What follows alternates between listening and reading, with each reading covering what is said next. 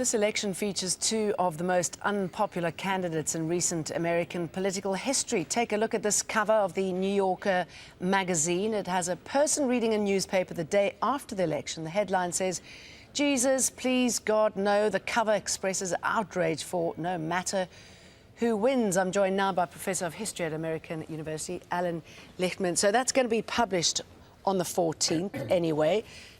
They're not even taking a punt who's going to win, but the general message is that these elections have divided the nation, haven't they? Well, the nation has been divided for quite some time, and the problem is fundamental. Republicans and Democrats agree on almost nothing. Not on abortion rights, not on immigration, not on taxes, not on regulation, and not on climate change. And is that on principle or just because they want to be different to what the other side says? No, I think it's on principle. But this election has taken what has been termed gridlock and turned it into what might be a head-on collision, because so many partisans on both sides aren't necessarily going to accept the legitimacy of the opposition.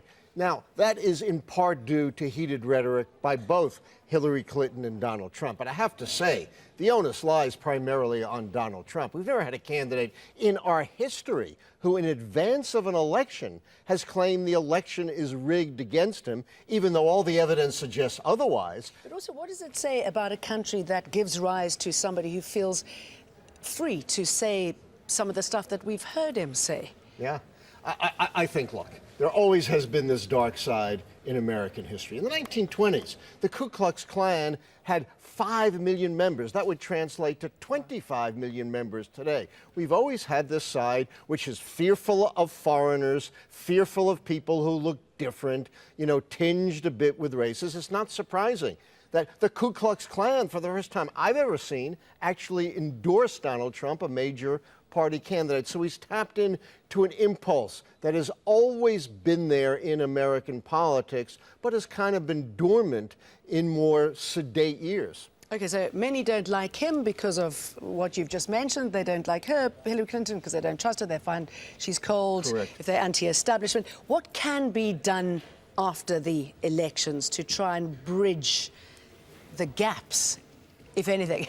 First of all, we need whoever wins to transform themselves into Abraham Lincoln, right, who talked about binding up the nation's wounds and bringing out our better angels. That's what they have to do. They've got to bring out our better angels, abandon all of this divisive rhetoric and find what we have in common. And then find some issues that can cross the line. We do know the tax reform needs to be, the tax code needs to be reformed. We do know we need a new immigration policy.